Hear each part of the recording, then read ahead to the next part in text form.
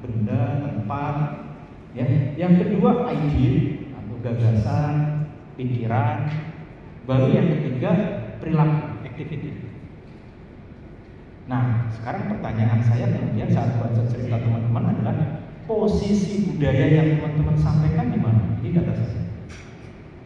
Ternyata mayoritas itu ada di posisi artefak, tempat dan sosok aktivitas, sementara gagasan itu minim. Pertanyaannya kan kemudian, apakah anak-anak tidak boleh dikenalkan dengan gagasan lokal? Oh harus. Itu hal yang penting menurut saya. Nah, kita lihat apa gagasan-gagasan filosofi lokal Jawa ini. Ada loh, wani ngalah luhur kasana. Saya ingat kata-kata ibu saya bahwa, nah, jadi wong sing ngalahan. Apakah ini tidak relate dengan anak-anak sekarang? Relate, ya kan? Ini kan saya membuat satu ruang di mana kita lupa motret, gitu. Kita lupa motret. Ya. Wani ngalah luhur kasana. Nggak ada yang garap. Saya baca semuanya dan saya cek, oh ini artefak, oh ini aktivitas, oh ini kan ini ya, ada yang rumah, ada yang sapu, ada yang hutan, ada yang hasil karya, ada yang asap, ada yang kegiatan macam-macam. Anda tahu sendiri apa yang Anda tulis. Nah, itu misalnya. Yang kedua, kacang mangut lanjutan. Itu apa artinya? Filosofi. Ya, anak-anak kan selalu ikut sama orang tuanya. Apabila orang tuanya buruk, ya anaknya buruk. Ya kan? Dan ini kan penting kita kenal. Misalkan penting mulia jalanan sekolah poso, wah ini penting banget. Wajar poso, ini penting banget anak-anak sekarang instan. Nah harapannya adalah tahun depan kan insya Allah ada lagi. Jadi tema itu tidak garap menduan aja ada 4 cerita, itu loh. Kemudian garap udik-udik aja 5 cerita, kan jadi tidak variatif. Padahal kekayaan lokalitas kita banyak, itu kan? Nah, kenapa bidiknya itu? Berarti kita masih tersamakan dengan konsep bahwa subjek kolektif kita itu masih datar, masih berpandangan sama.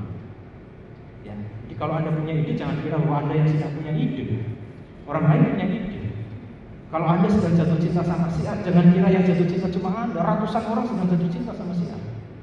Itu namanya subjek kolektif.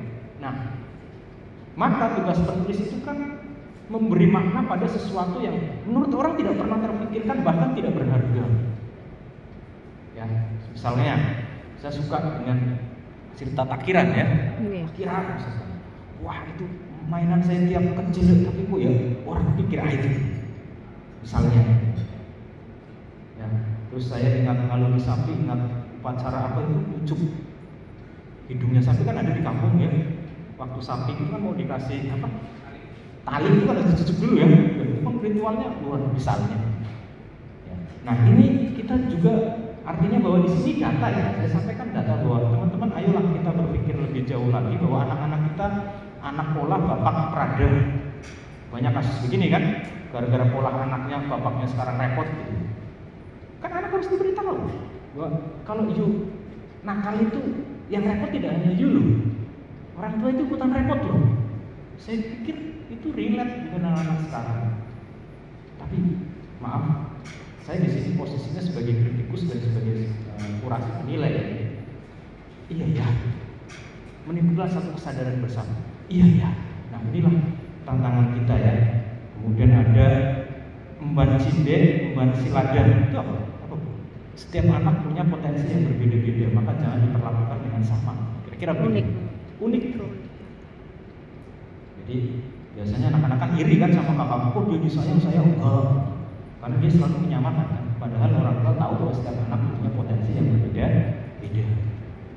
Nah, maksud saya adalah ini fakta yang perlu kita pikirkan bersama bahwa ke depan dengan konteks muatan lokal tidak melulu soal benda, tidak melulu soal kegiatan upacara adat, tetapi juga bisa terkait dengan hal-hal yang sifatnya gagasan dan filosofis itu yang memang menjadi konsepnya orang Jawa.